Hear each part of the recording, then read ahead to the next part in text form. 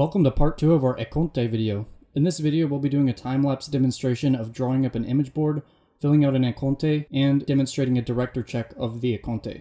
I'll be playing the part as the storyboard artist or the Conteman, and Will is going to be the series director or Kantoku. Since we have the scenario completed, the next step is to move on to the image board. I'll be drawing this as an image board that also functions as a background sheet to save some time. Most image boards are actually a bit more brainstormy in concept and include stuff like color as well. I'm starting here with a real floor plan that I picked up from an image search to give the room size more reality.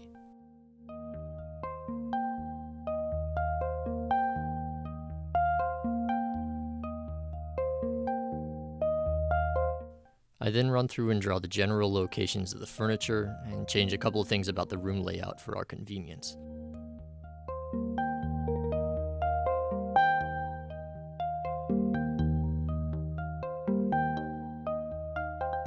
On the actual drawing, I'm starting here placing the eye level on the high side so we can see more of the floor plane of the room. Then I draw the basic box of the room and start the furniture by drawing it against the rear plane and extrapolating the forms forward from it. This helps get the size right, which is much more important than detailing steps that come later.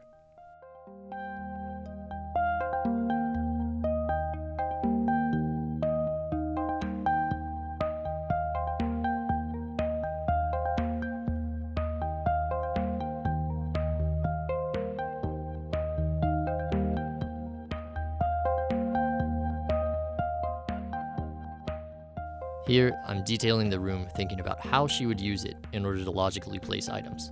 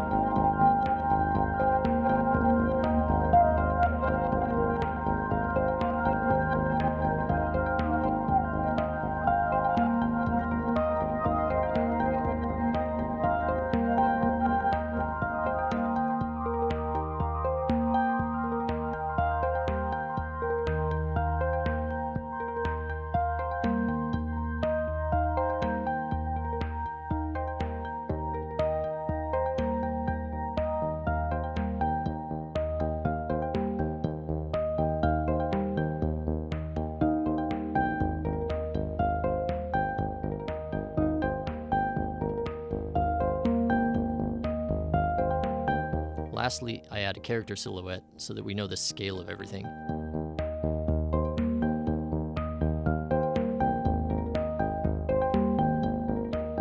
Then I'm going to add some shadows to get an idea for what the morning light shining in through the windows might look like.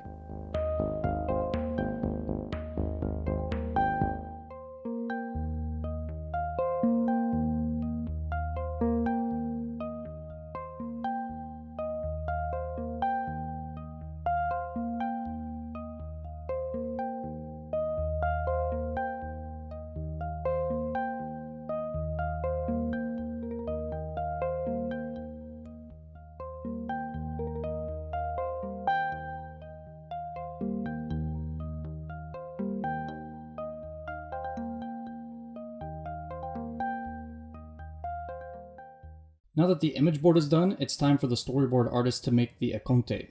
Having received the image board and the script, I can get started on the Econte. Here in the beginning you can see me laying out the establishing shot.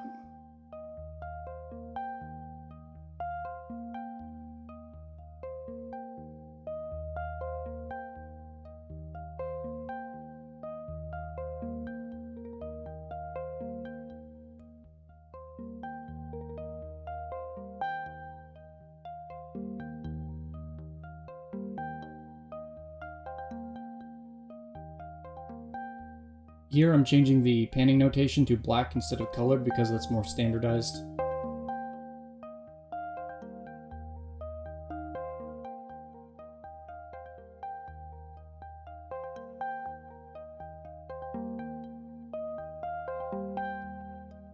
Here you can see me trying to figure out how to depict the alarm clock scene.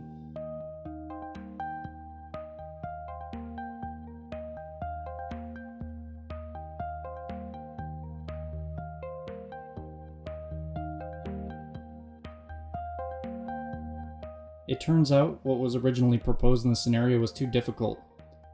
So I decided to completely get rid of the alarm clock and her stepping up out of bed scene and replace it all by implying what's happening from a view by the foot of her bed.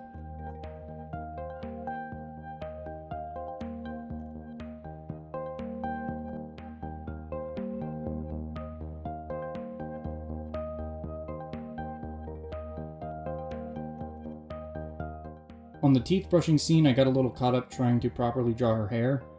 I don't know what the mascot's hair looks like when it's out of a ponytail. I decided to move on from this though because as long as the actions are conveyed in the Econte, the art can be decided on later.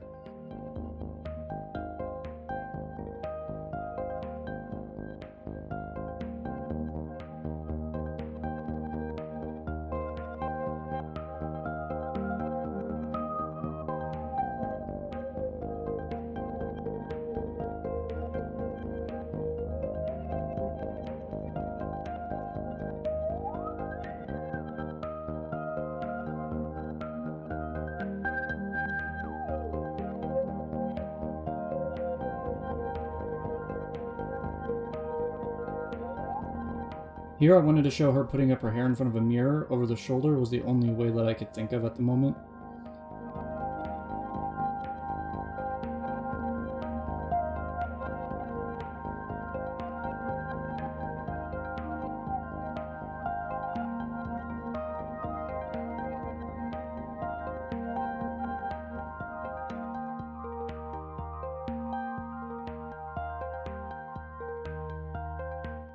Here you can see me placing in a photo of the Japanese animation table to make sure that it was accurate.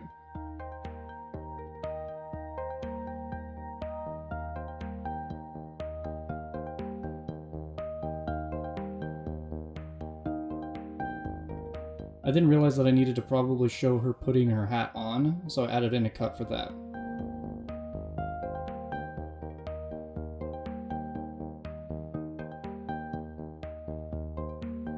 Finally, I draw her sitting down at her desk and starting to draw.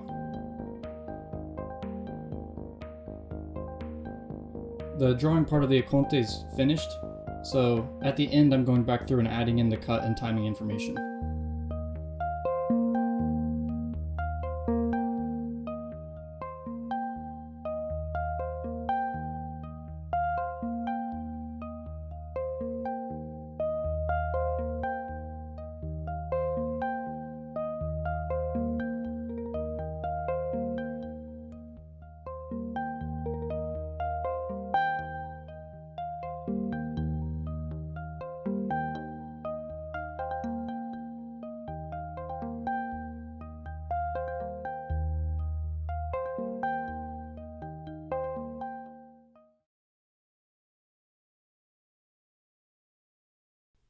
The first thing I did starting out was take another look at our pre-production outline, where we wrote all of our goals for the short.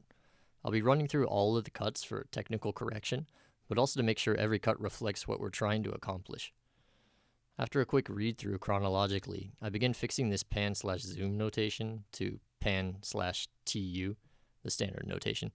We'll be doing a separate video series about notations to introduce the most common ones, which should be useful to new animators. There are two big pieces of information in this first cut, the pan over to Emily sleeping and the alarm clock going off, so I extended the length to allow the audience to observe both. On cut 2, I changed the length to be a multiple of 3. Animation is most commonly done on 2s and 3s, so having arbitrary cut lengths not only makes it difficult to add up and manage the total length of a work, but it also means that a cut animated on 2s can get the last frame cut off on a 1, etc. For cut 3, a simple repeat would suffice, so I cut down the length so it wouldn't end up looking too repetitive. And then I added some of that time onto cut 4, where 1 second is a bit too short unless it's for intense action. Many action directors consider 18 frames to be the fastest possible time for a cut to register, even during action scenes. So for slower stuff, it's better to allow the audience more time for the cut to sink in. On the second page, I realized that if I left the cuts as they are, that there would be a continuity error. In this 3-cut sequence, each of the cuts are connected by the character motion. This is known as an action cut, denoted AC. This strings the shots together by their poses as part of the same sequential movement, but the character goes from being in front of a mirror to in front of her desk. In order to solve this, I changed it to a close-up that doesn't reveal where the character is exactly and removed the action cuts. This allows for that implied time lapse that we used earlier with the bed-to-bathroom cut. Also, since the camera was going over the line of action in cut 5, I changed the direction that Emily is facing to go with the rest of the cuts. The line of action, to put it simply, is an imaginary line that the camera should stay behind during most sequences in order to make the continuity easier to understand for the viewer. It exists as a horizontal line parallel to the horizon line that connects all of the characters in a scene together. You should avoid placing the camera outside of the 180 degrees side that you start on. That actually sounds like kind of a mouthful, so to put it even more simply, MC starts out stage left, so we keep her stage left for better readability between all of the shots. We'll put a link in the description about the 180 degree rule, so you guys can check it out at your own pace. Lastly, since one of the things we wrote in our pre-production was excitement, I tried to make a slow-graded build of how high energy each cut was up until the final climactic cut, where she sits down to animate. There are tons of great videos out there to explain plot and building to a climax better than I ever could, but I did my best to incorporate those principles, even for something that ends up only being 30 seconds.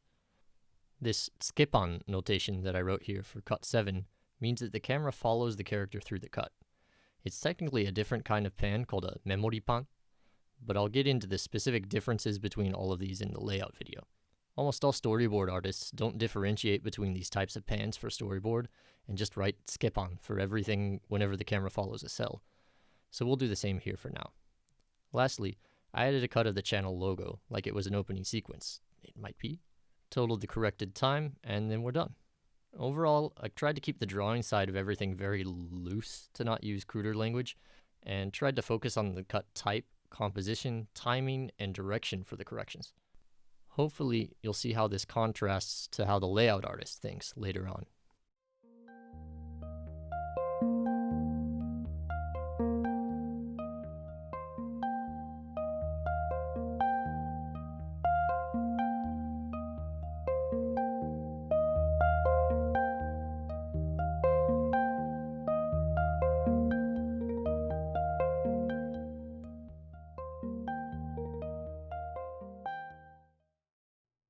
And that concludes our section on Econte. We plan on making a video about Econte notation in the future, so keep an eye out for that. If you like our content, please subscribe, and if you're feeling generous, please support us on Patreon if you'd like to see us continue making content. Our Patreon also supports another project of ours, SakugaFoundry.com, which we're hoping will one day be a meeting place for people who want a part in creating Japanese-style animation. We're hoping to get through this whole series by the end of the year.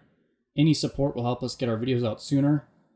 Our next video in this series will be taking the Econte from this video into the layout and first key stage, or layout to daiichi genga in Japanese.